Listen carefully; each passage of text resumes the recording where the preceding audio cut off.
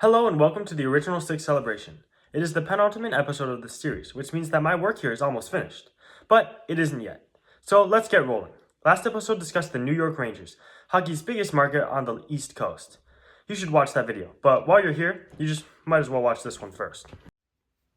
Today, we finally leave the eastern side of the United States, as we will be moving into the Midwest, which houses our final two teams. The one I will talk about today is another legendary franchise in a huge market akin to the Rangers. Who is this team? It is none other than the Chicago Blackhawks. So, without any more hesitation, let us continue on with our journey through NHL history. If you watched the last video, you would know that the Chicago Blackhawks joined the league at the same time as the Detroit Red Wings and the New York Rangers. However, Chicago was awarded a team about a month after New York on May 1st, 1926, although permanent approval occurred on September 25th, 1926. To a syndicate that was led by former star football player Huntington Hardwick from Boston. Hardwick would purchase the players from the Western Hockey League's, or WHL, Portland Rosebuds for $100,000. Since the WHL was folding, the players out west would need new homes. So Hardwick must have thought, why not just take a full team to fill out his roster? Hardwick did not own the team for long at all, as just a month later, he sold to Chicago coffee tycoon Frederick McLaughlin. McLaughlin was the person who would choose the team's name. Why did he choose Blackhawks? Well, he was a commander with the 303rd Machine Gun Battalion of the 86th Infantry Division during World War I. If that doesn't answer the question, this should. That division was nicknamed the Blackhawk Division, after Black Hawk, a Native American of the Sauk tribe who was a prominent figure in Illinois history. That is why the team would be called Blackhawks. But what you may not have known is that the team name used to be two words as Black Hawks instead of one full word. That was changed in 1986 when the original franchise documents found the spelling to be only one word. The Blackhawks logo was a Native American head, which was basically endured with minor tweaks. It took the Hawks until the 1955-56 season to finally wear their iconic red jerseys, as they initially used black jerseys. The Blackhawks would begin play in the 1926-27 season, with their first game ever being a 4-1 victory on November 17, 1926 over the Toronto St. Patricks. They also made the playoffs that year, despite a mediocre record, being 19-22-3. They would lose in round 1 to the Boston Bruins, but making the playoffs as a first-year team is pretty successful. Coach Pete Muldoon was fired after the season by McLaughlin, as McLaughlin felt the team was good enough to finish first in the league. They probably weren't, but oh well. Muldoon cursed the team to never finish first in the NHL, and the curse of Muldoon was formed. In their first 39 years of existence, the Hawks would not finish first in the league, which made the curse seem legit. But it was all fabricated by sports writer Jim Coleman. What a bummer. The Blackhawks would experience some karma with their worst season in the league in 1927-28, winning 7 of 44 games. In the 1928-29 season, the Hawks were supposed to move from Chicago Coliseum to Chicago Stadium, but construction delays and a dispute between McLaughlin and arena president Patty Harmon made sure that would not happen. The team would play in the Chicago Coliseum, Detroit Olympia, and Peace Bridge Arena in Fort Erie, Ontario instead. The Hawks would eventually make the move to Chicago Stadium the next year, though. The Blackhawks would make their first Stanley Cup Finals in 1930-31, but unfortunately, they lost to the Montreal Canadiens. However, they wouldn't dwell on that loss for too long, as in 1933-34, the Blackhawks would win their first Stanley Cup in franchise history over their most hated rivals in the Detroit Red Wings, no less. The final game had a score of 1-0, with goalie Charlie Gardner recording the shutout and Mush March scoring the cup-winning goal in double overtime. Also, in 1937, McLaughlin attempted to form an All-American team and renamed the Hawks to the Yankees. That name change never happened, but 5 American rookies did join the team. Just a fun fact, though. In 1937-38, the Blackhawks were kind of bad. They had a record of 14-25-9 and almost missed the playoffs. Wait, they made the playoffs with that record? Yeah, they did, weirdly enough. I guess the league must have been pretty bad that year. However, the Hawks would stun the Canadiens and New York Americans by overtime goals in the deciding games of both semifinal series. That meant the Hawks, who had a horrible season, were in the Stanley Cup Finals. They would face the Toronto Maple Leafs, but with goalie Mike Caracas injured, hope seemed lost. Until the team found minor league affiliate Alfie Moore in a Toronto bar and played him in Game 1, where he won. The Maple Leafs, who did not want to lose, would then refuse to let Moore play, leading the Hawks to use Paul Goodman in Game 2, a game where they lost. Thankfully for Chicago, though, using a special skate, Mike Caracas returned and led the Blackhawks to wins in games 3 and 4, and ultimately, the Blackhawks would win their second Stanley Cup. That team had the worst record of any Stanley Cup champion to this day. So, the Blackhawks had a decent start to their NHL tenure, But what came next? Well, McLaughlin would die in December of 1944, so let's see how the Hawks fare under new management. After McLaughlin's death, the team was sold to a syndicate headed by longtime team president Bill Tobin. But Tobin was merely a puppet for Red Wings owner James E. Norris. Norris had been the Blackhawks' landlord since 1936 when he purchased Chicago Stadium. Because of that, when Tobin and Norris owned the Hawks for 8 years, they were an afterthought, being neglected in every single aspect. Between 1945 and 1958, the Hawks only made the playoffs twice, which is mostly due to the fact that almost every Blackhawks-Red Wings trade was benefiting the Red Wings and hindering the Hawks, making the team quite pathetic on the ice. However, the Blackhawks would have a savior, as funnily enough, James E. Norris's oldest son, James D. Norris, along with Arthur Wirtz, took over the Blackhawks and guided them through a rebuild. This rebuild would go really well, as they acquired young prospects in forwards Bobby Hall and Stan Mikita and defenseman Pierre Pilote. These players would become legends in Chicago and Hall of Fame talents. They also acquired star goalie Glenn Hall and veteran forward Ted Lindsay. These young stars would eventually help the team win the Stanley Cup in 1961, as after beating the dominant Canadiens in the semifinals, the Hawks would go on to beat the Red Wings and win their third championship.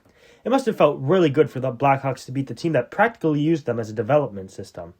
The team would make 2 more Stanley Cup finals in the 1960s, but they lost both, to the Maple Leafs in 1962 and the Canadiens in 1965. The Hawks were still elite, as Hall, Mikita, Pilote, and Hall were still superstar players putting on consistent great seasons.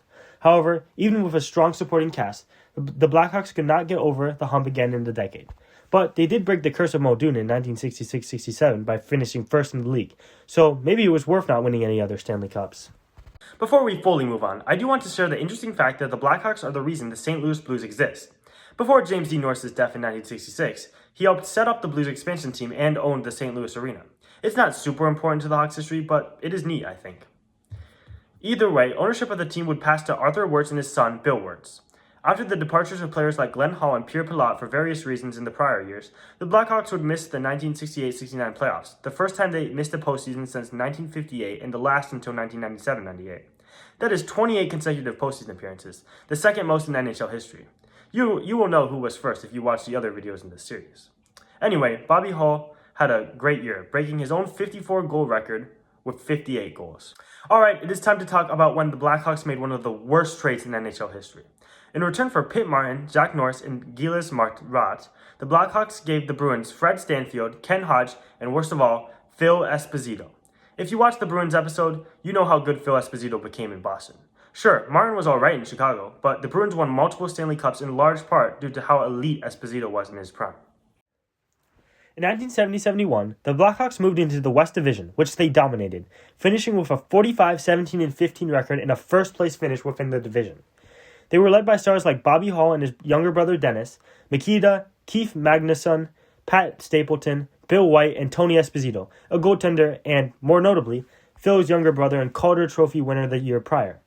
Those guys led the Blackhawks to another Stanley Cup Finals, but seeing as Montreal ran the league back in the 1970s, the Hawks would lose to them in said finals.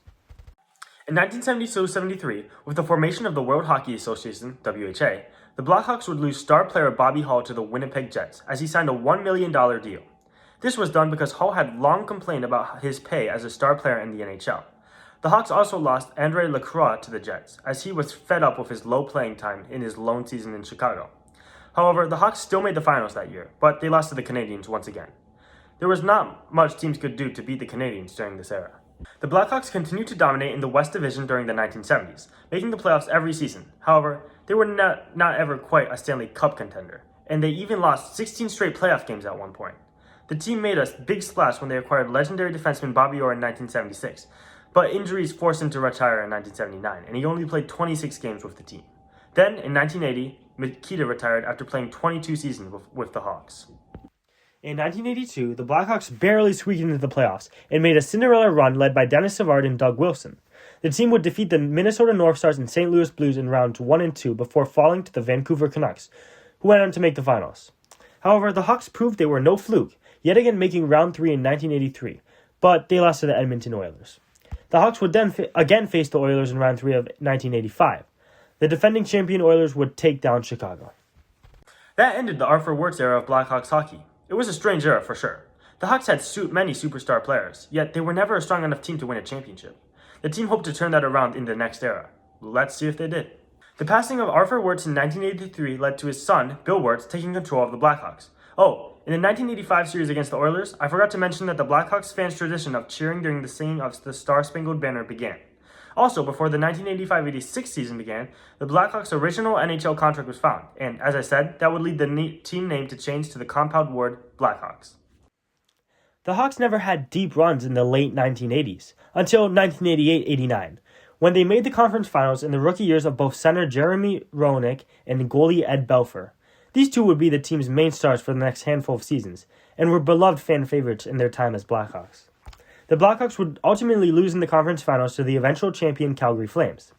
The Blackhawks also made the conference finals in 1989-90. Yet again, they could not get past that round, losing to the eventual champion Oilers. The Alberta team stayed owning the Hawks, I guess. The Blackhawks won the President's Trophy for the best regular season record in 1990-91, and were ready to finally win it all. They would lose in round one to the North Stars. The North Stars team did make the finals, but it was no excuse for the Blackhawks to go out so early. The Blackhawks would rebound, with forwards Jeremy Roenick and Steve Larmer, goalie Ed Belfour, and defenseman Chris Chelios leading the way. Chicago would make the Stanley Cup Finals for the first time in 19 years, winning an NHL record 11 consecutive playoff games in the process. Despite this, the defending champion Pittsburgh Penguins swept them in the finals, led by superstar Mario Lemieux, matching the consecutive playoff win record in the process. Despite getting swept, the games were all close. Game 1 saw the Blackhawks blow 3-0 and 4-1 leads, losing 5-4 when Lemieux scored a power play goal with 9 seconds left in regulation. The Hawks would lose Game 2 3-1 and Game 3 1-0. Then in Game 4, despite a natural hat-trick from Dirk Ram and a stellar performance by future superstar goalie Dominik Hasek, the Blackhawks would lose 6-5 as the Penguins won the Stanley Cup. In 1993-94, the Blackhawks would leave Chicago Stadium and move into the United Center, where they still play today. Around this time, though, the Blackhawks were on a decline, even having a 10-game playoff losing streak at one point. The Blackhawks would have one more deep run with the core of Roenick, Chelios, and Belfour, as they made the conference finals in the lockout-shortened 1994-95 season, but they would lose to the Detroit Red Wings.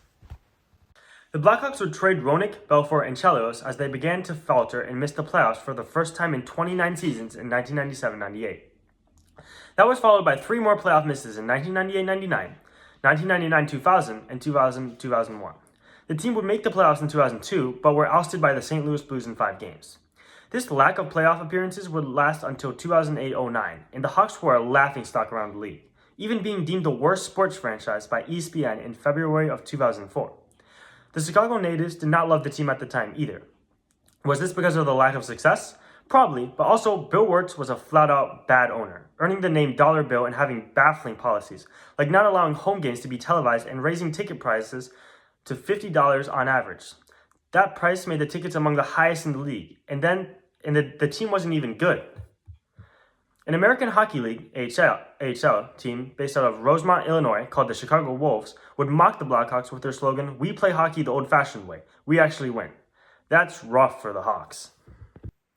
There would be hope for the team, though. In the 2006 NHL entry draft, the Blackhawks had the 3rd overall selection after a disastrous 2005-06 season where injuries plagued the roster and they finished with a 26-43-13 record. With that 3rd overall pick, the team picked Jonathan Toews, a center who led the University of North Dakota's Fighting Sioux team to the 2006 Frozen Four. The team didn't know it yet, but he would lead them to greater success than the franchise had ever experienced before. In addition to that, the Blackhawks received the 1st overall pick in the 2007 NHL Draft. The team had never picked higher than 3rd before, so this was a big moment in the franchise's history. Who did they select? Well, they decided to draft right winger Patrick Kane from the Ontario Hockey League's, OHL's, London Knights. Together with Toews, they would help the Blackhawks achieve new heights as a franchise, like I said. But we will get there soon. Bill Wirtz passed away on September 16, 2007. His son, Rocky Wirtz, took over and changed many of his policies. In fact, he allowed and enabled regular season home games to be aired by Comcast and WGN, something his dad would never do. Also, Blackhawks legends Tony Esposito, Bobby Hall, and Stan Mikita would become hockey ambassadors for the team. Rocky Wirtz wanted to rebuild the team instead of forcing them into contention with short-sighted moves. Fortunately for Wirtz, the foundation was already set, which was proven when Kane and Toews both finished as Calder Memorial Trophy finalists in the 2007-08 season. Kane ultimately won the award, as he led all rookies in scoring with 21 goals and 51 assists in 82 games. While the Blackhawks would miss the playoffs by 3 points, they had a vastly improved 40, 34, and 8 record, and for the first time in a long time, there was hope for the future. Before the 2008-09 season began, Jonathan Toews was named the captain of the team, succeeding Adrian Aucoin. Toews was named the captain at 20 years old, making him the third youngest captain ever. On June 13, 2008, the Hawks announced that they would host the 2009 Winter Classic game at Wrigley Field, home of the MLB's Chicago Cubs. That game would be played on New Year's Day against none other than the Detroit Red Wings. It only made sense for the Blackhawks to play their greatest rivals. So, how did the Hawks fare in that game? Well, they lost 6-4. That started a losing streak for the Hawks in Winter Classic games, as they have lost in all 5 of their appearances. That is actually more impressive than winning a single one of those games, to be honest. On October 16, 2008, the Blackhawks fired Dennis Savard as head coach, replacing him with Joe Quenneville. This would turn out to be a great decision, as the Blackhawks made the playoffs with a 46-21-12 record and 104 points, finishing second in the division and fourth in the Western Conference. With a 3-1 win over the Nashville Predators on April 3, 2009, the team clinched the playoffs and clinched their first 100-point season in 17 years with a shootout loss to the Columbus Blue Jackets on April 8th. This was the Blackhawks' first postseason appearance since 2001-02. So, how did they fare? Well, they beat the 5th-seeded Calgary Flames in Round 1 to advance to the conference semifinals for the first time since 1996. There, they defeated the 3rd-seeded Vancouver Canucks in 6 games to make the Western Conference Finals, where they faced the Red Wings. They would lose in 5 games, but again, this was progress. The Blackhawks were finally good again, which was reflected by the fact that they led the league in attendance, even surpassing Montreal, who almost always led the league in home attendance. The question now was, how successful would the new-look Hawks be? To put it lightly, very much so. Before the 2009-10 season began, the Blackhawks made some big moves, but the biggest was signing Marian Hossa to a 12-year, $62.8 million contract. Hossa would become a vital piece to the Blackhawks for the next several seasons. During the season, they also signed Kane and Toews to matching 5-year, $31.5 million deals. They also signed cornerstone defenseman Duncan Keith to a 13-year, $72 million contract. This locked down the Blackhawks' core guys for years to come. They also named Stan Bowman as their new general manager on July 14, 2009. During that 2009-10 season, the Blackhawks set a franchise record for wins when they won their 50th game over the Dallas Stars on April 6, 2010. The Hawks also set a record for points when they recorded their 109th point against the Blues the next day. The Hawks finished second in the Western Conference with a record of 52, 22, and 8. They first defeated the 7th-seeded Predators in Round 1, before beating the Canucks in Round 2 in 6 games for the second straight year. It's wild that the exact outcome occurred in the exact same round. Anyway, the Hawks then swept the top-seeded San Jose Sharks, moving on to their first Stanley Cup final since 1992, where they would face the 7th-seeded Philadelphia Flyers. They would win the series in 6 games, with Patrick Kane scoring the overtime winner in Game 6 to win the franchise their 4th Stanley Cup and first in 49 years. The Hawks would suffer a lot from the salary cap, as they lost many great players like Dustin Byfuglien, Andrew Ladd, and Chris Versteeg. The team also lost goalie Antti Niemi, who was eventually replaced by rookie Corey Crawford. These losses hurt them in the following seasons, as in 2010-11, the Hawks barely made the playoffs with a 44-29-9 record. Their playoff fate was determined on the final day of the NHL season, on April 10, 2011. They lost 4-3 to the Red Wings, but a Minnesota Wild 5-3 win over the Stars allowed the Hawks into the playoffs. In the first round of the 2011 playoffs, the Blackhawks would face the President's Trophy winning Canucks. This looked like it would be a sweep, as the Canucks went up 3-0 in the series. However, the Blackhawks clawed back to tie the series 3-3 and force a Game 7. Unfortunately, an Alex Burrows overtime winner to give the Canucks a 2-1 victory in that Game 7 sent the Hawks home. As I said, the Blackhawks had a few down years after the Stanley Cup victory. In 2011-12, the Blackhawks would yet again make the playoffs, this time with a 45-26-11 record. This would make the team's 4th consecutive playoff appearance, establishing that this Hawks team was very different. Unfortunately, the 3rd-seeded Phoenix Coyotes would vanquish the Blackhawks in Round 1 in 6 games. 5 of those 6 games went to overtime, and Brian Bickle and Jonathan Toews scored overtime winners for the Hawks in Game 2 and 5, respectively. However, ultimately, the Blackhawks would lose in Round 1 yet again. The next season, being the 2012-13 season, was shortened via a lockout. How did the Blackhawks perform in this shortened season? They were absolutely incredible, and if it was a full season, they very well could have broken the record for points and wins in a season. The team set a franchise record on January 27, 2013, when they started the year 6-0-0 with a win over Detroit. On February 19th, the Hawks tied the Anaheim Ducks of the 2006-07 season for earning at least 1 point in each of their first 16 games. They also got one more point than the Ducks with 29. That record was extended until March 6th, as the Hawks would have a record of 21-0-3, and also set a franchise record by winning 11 consecutive games. In total, the Blackhawks had a 24-game point streak, the longest to begin an NHL season and the third longest in league history. But how did the Blackhawks fare in the playoffs? Well, seeing as they clinched the President's Trophy for the best record, they would have home ice advantage throughout the postseason. The Hawks defeated the 8th-seeded Wild in Round 1 and would face the 7th-seeded Red Wings in Round 2. The Hawks won Game 1 before dropping the next 3. Finding themselves in a 3-1 series hole, hope would seem lost for the season. However, after winning Games 5 and 6, the Blackhawks forced a Game 7 in Chicago. In Game 7, Brent Seabrook would score the overtime winner to send the Blackhawks to the Western Conference Finals. There, the Blackhawks would defeat the Los Angeles Kings in 5 games to advance to their second Stanley Cup Finals in 4 years. In the 2013 Stanley Cup Finals, the Blackhawks would face the Bruins in the first Stanley Cup Finals with 2 original 6 teams since 1979. The Bruins, who had won a cup in 2011, were trying to establish themselves as a powerhouse in the NHL, just like the Hawks were. The series would last 6 games, with the 6th and final game coming on June 24th.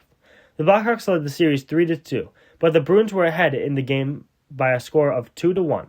However, with just about a minute left in the game, the Blackhawks would pull ahead 3-2, with Brian Bickle scoring with 1 minute and 17 seconds left and Dave Bolland scoring with 58.3 seconds left.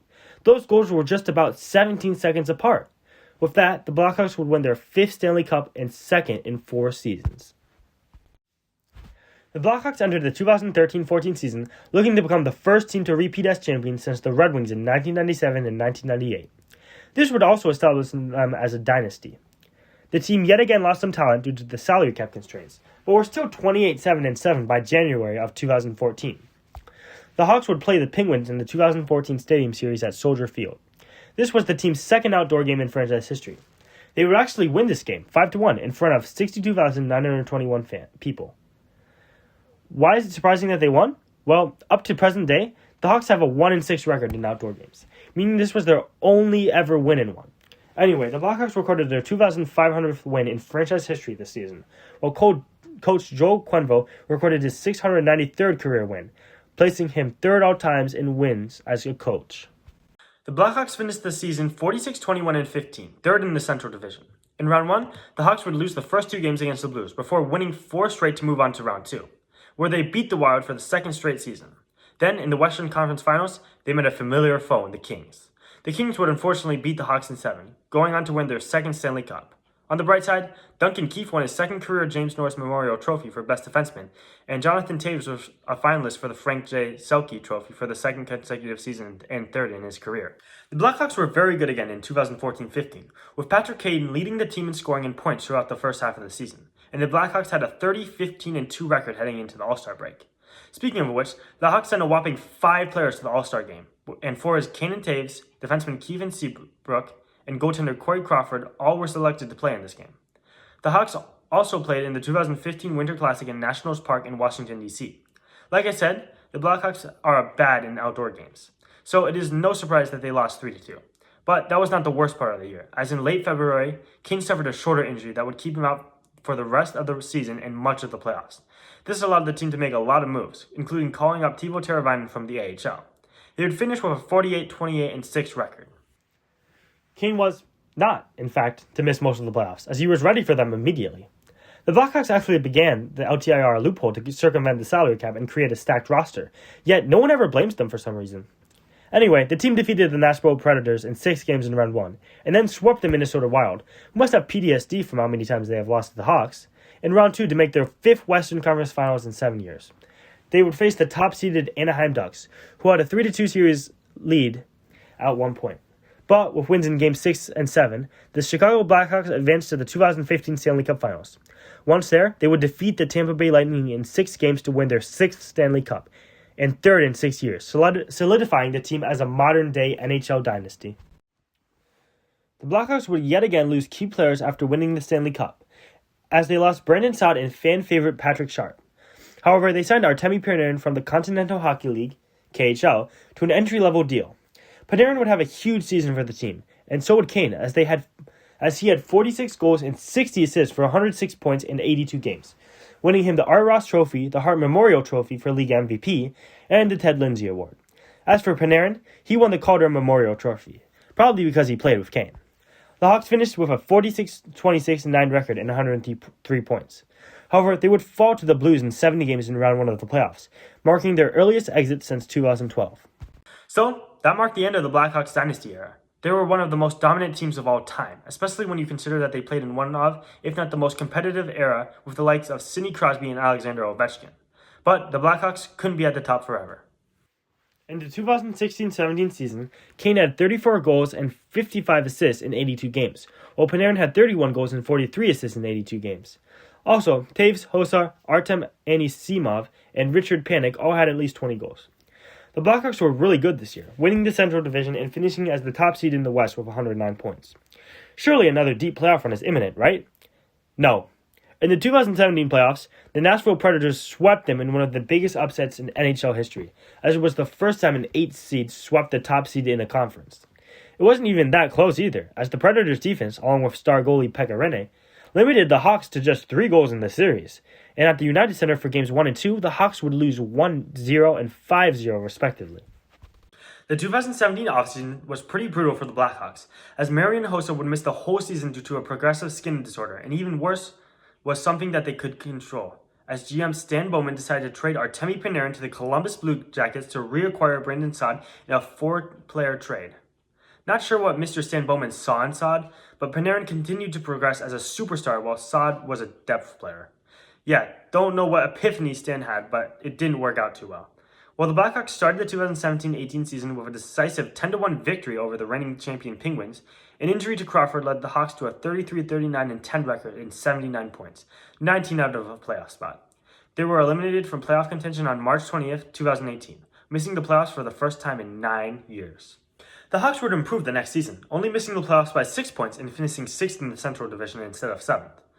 But they still missed the playoffs, and Quenneville was fired near the beginning of said season. The Blackhawks did get lucky and would win the 3rd overall pick in an NHL draft lottery for 2019, selecting Kirby Dach.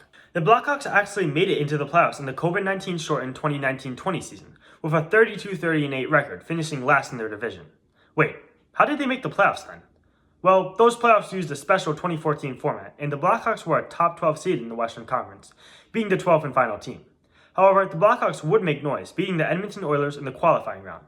Then, they would face the newly founded Vegas Golden Knights in round 1, where they lost in 5 games. The Blackhawks struggled during these 4 seasons, and would begin their decline in the NHL standings. However, they still had many key players from their cup victories. Most importantly, they had Cade and Taves. But that wouldn't last much longer. The 2020-21 season was another COVID-affected season, as it was pushed back until January of 2021 and was shortened to 56 games. We would also see the beginning of the end of Captain Jonathan Taves' tenure in Chicago, as he announced he would forego the whole season due to an undisclosed medical illness, later revealed as long COVID and chronic immune response syndrome. Additionally, Seabrook would retire midway through the season due to a lingering hip injury, and Crawford left for the New Jersey Devils, although ultimately he too retired before the season began. Andrew Shaw also retired due to concussions. This meant young players would have to step up, the most notable of which would be Brandon Hagel, who is a star player currently for the Lightning. The Blackhawks would ultimately miss the playoffs with a 24-25-7 record. Before the 2021-22 season, Stan Bowman resigned as general manager, but he wanted to focus on making the Blackhawks competitive without rebuilding. One of his moves to do this was trading for Seth Jones from the Blue Jackets for prospect Adam Boquist and 2 draft picks. The team also parted ways with veteran defenseman Duncan Keefe, trading him to the Oilers for Caleb Jones and a draft pick. Yes, Caleb is Seth's brother. The Hawks also acquired the reigning Vezina Trophy winning goaltender Marc-Andre Fleury from the Golden Knights, who really needed salary cap relief. Fleury did not last long in Chicago because he didn't really want to be there in the first place. Anyways, Jonathan Taves would also return for this season, helping the Blackhawks line up. Despite this, the Blackhawks still sucked and started the year 1-9-2. They would end up finishing the year 7th in the Central Division with a 28-42-12 record. Additionally, Pat Foley, legendary announcer for the team, retired after 39 years with the organization, making the season even worse for Hawks fans. The only positive light was that on March 1st, 2022, Kyle Davidson would officially become the new GM of the team, after serving as an interim for most of the season. Kyle Davidson was committed to rebuilding the Blackhawks from the ground up. After naming Luke Richardson the 40th head coach in franchise history on June 27, 2022, he got to work on his plan, trading players like Alex DeBrincat to the Ottawa Senators and Kirby Dach to the Montreal Canadiens for the 7th and 13th picks in the 2022 NHL draft, respectively. They also acquired the 25th overall pick by taking on Peter Mrazek's contract from the Maple Leafs. Then, the biggest name of all was traded.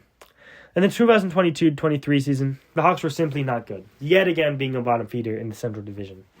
They would become sellers at the 2022-23 trade deadline and make the difficult decision to trade franchise player Patrick Kane to the New York Rangers in a 3-team trade. The Hawks acquired Vili Sarajarvi from the Arizona Coyotes and Andy Welinski, a conditional 2023 second-round pick, and a 2025 fourth-round pick from the Rangers. Since the Blackhawks and the Coyotes retained on the deal, Kane was technically an Arizona Coyote for a second, which isn't important, it's just funny.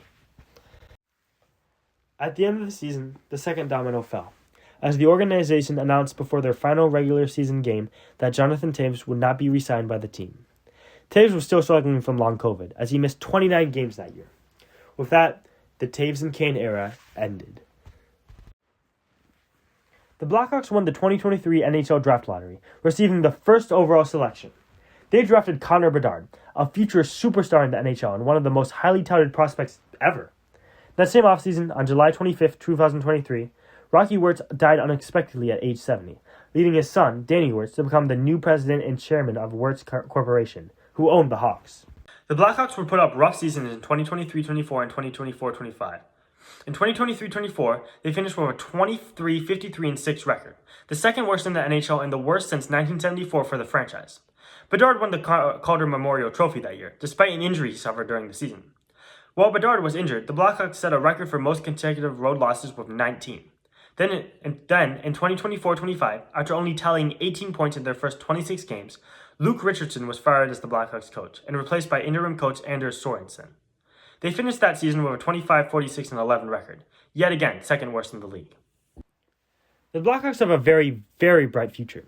I already discussed how talented Connor Bedard is expected to be, and to be honest, he is already that talented. Along with forwards like Frank Nazar and prospect Anton Frundell, the Hawks should have another fiery offense again in the future.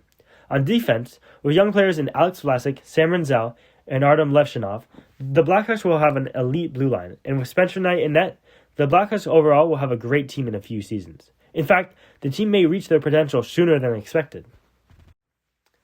The Chicago Blackhawks have a history of success, both past and present. They have had Hall of Fame players in championship-level teams since their inception, and that tradition has carried on into the modern era of the NHL, even if some road bumps were hit along the way. It's time for my closing thoughts, and they are quite simple, and even piggyback on my closing thoughts for the Rangers video a bit. If you are to leave this video with anything, leave it with this. Rebuilds are how you build successful teams. If you look at the Blackhawks' history, they often learned that the hard way, trying to hold on to the past for too long. But when they committed to a rebuild, they won. Just look at the 2010 Blackhawks teams. No team wants to rebuild, but if they commit, it will pay off.